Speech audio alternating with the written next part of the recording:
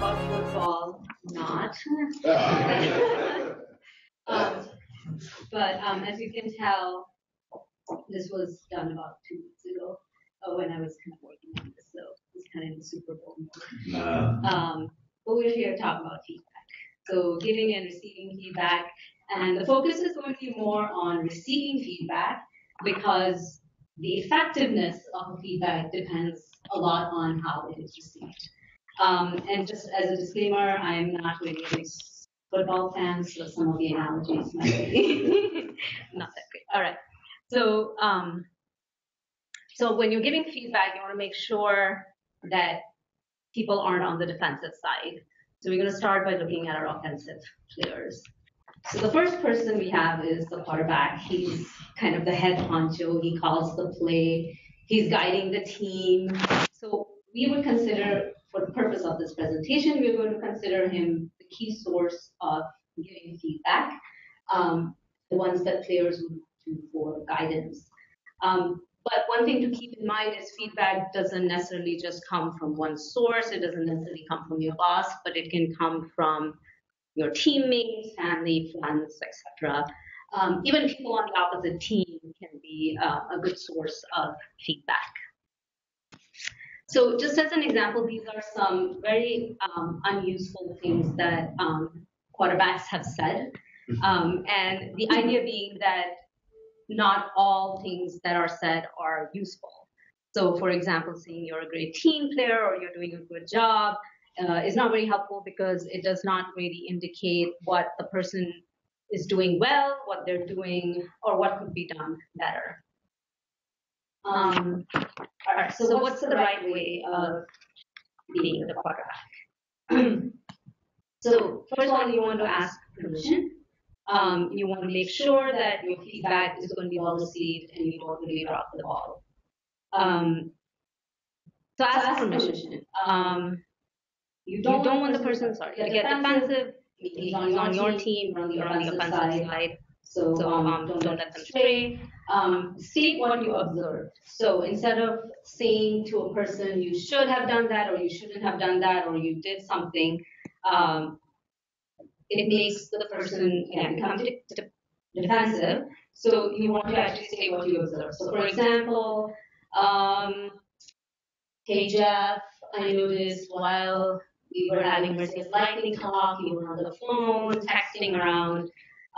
So you can, let the person kind of be on your side. Yes, I was doing that.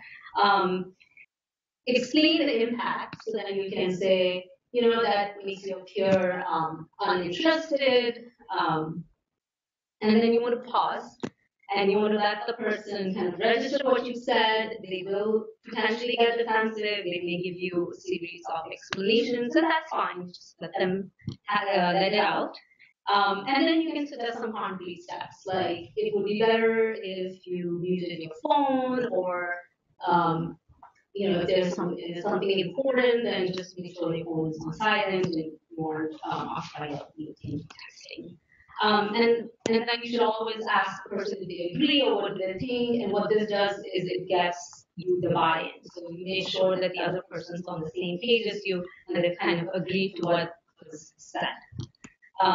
And the other point is when you're giving feedback, it's best to only give one feedback at a time. So instead of kind of giving someone 5 different feedbacks, to just give them one item that they can kind of focus on and work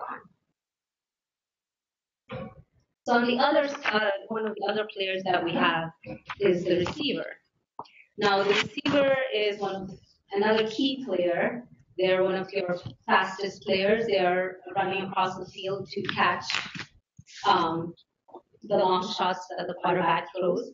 And as you can see here, this receiver is gracefully in position to catch the ball and run across the field. But if you change the picture a little bit, it doesn't look as confident as it did before.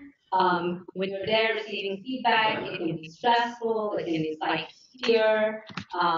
You may want to run to the defensive side. So why is that?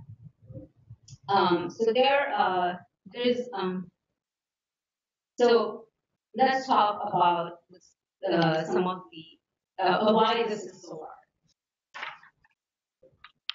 So Why is it so hard to catch that ball? So as human beings, we all want to grow, we want to learn, but we also want to be respected and appreciated. And getting negative feedback doesn't quite jive as well with that. So actually, we don't handle criticism well. There's a negativity bias that exists, which says that when there is an event of sort of equal weight that's negative and positive, the negative impact tends to linger longer. And there's also this concept of wrong spotting, which is when we don't really like what we're hearing, we immediately or automatically look for reasons why there's something wrong with that feedback. So we try to find excuses for it. So for example, my husband says, hey, Merziyah, you have your lightning talk today. You should stand and be animated. And I'm just thinking, well, he doesn't work there. He doesn't know where people are. He doesn't know what the room's like. So he doesn't know what's talking about. And I can reject this very valuable feedback. And what has been studies have shown that in terms of receiving feedback, about 50% of how it is received depends on the genetic makeup of the person. 40% depends on reaction triggers, and only 10% depends on the actual circumstance in which the feedback was given. So, what are these reaction triggers and genetic makeup factors? So some of the triggers that we're looking at.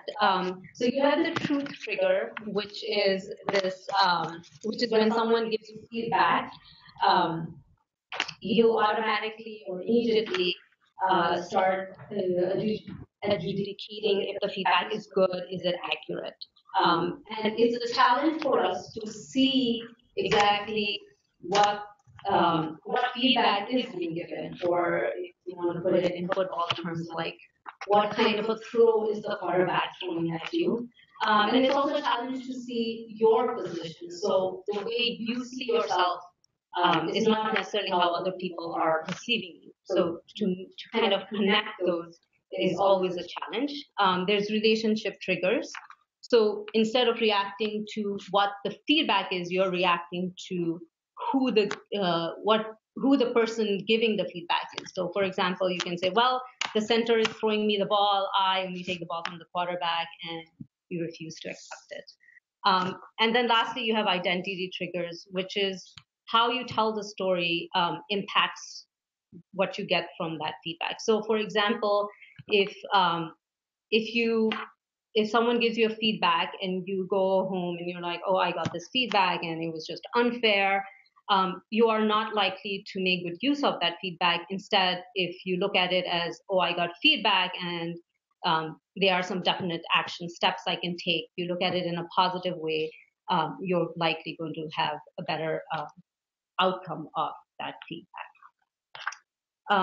In terms of genetic makeup, I thought this was an interesting concept. So everyone has a baseline happiness that they operate on, which means, some people are just super perky every single moment of the day. They could be a 9, and you may have other people who may be like a 3, and they're just generally more calm and not as perky all the time. And so sometimes, because of this baseline happiness, the feedback that is given can be muted. So for example, if someone's baseline is low and you tell them, hey, you did a great job, that's not good feedback, but that may not have the same impact as it would have on someone whose baseline happiness is much higher. And then there's a concept of swing, which is when you get feedback, how much do you move away from your baseline happiness? So how excited you get or how depressed you get, and recovery is how quickly you come back to that baseline happiness. So all of these things really impact how we accept and acknowledge feedback, and recognizing these factors in ourselves can actually help us be better receivers of feedback. Another interesting thing that occurs because of all this is what has been known as the Google bias, which means you end up searching for things in yourself, which is, oh, how do I improve myself, or how can I do something better? And you will get a gazillion results, But what you have to remember is the results you get is dependent on the search results you put in. So instead of looking for more positive aspects like what can I do better, you're actually looking at the more negative things, is why can't I do something better, or why am I not doing something well?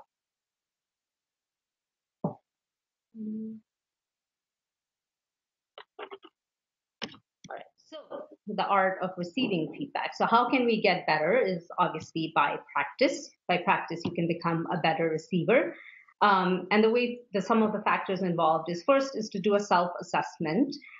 So what is it that you do well? What is it that you think you don't do well? And actually even think about the genetic maker and the trigger factors we talked about, and how you actually react to them. And then go for external feedback. And when you're going to external feedback, you can always go to friends and family, people you feel comfortable with, before going to, say, your boss or someone more formal. And they will also give you feedback in terms of, what you do well, what you don't do well from their perspective. And they can also give you feedback on how you take feedback. So, you can kind of work on that before you go to a more formal authority. Then you absorb the feedback, which is you reframe it in a positive way. Don't consider it a personal injury or personal foul. And then decide what action you're going to take. So it may not be something that you enjoy. It may be something painful, but with consistent effort on the tasking action you decide you can do to make yourself better, you can get better. So practice makes perfect. Ask for feedback. Asking for feedback is always easier to take in than when it is given.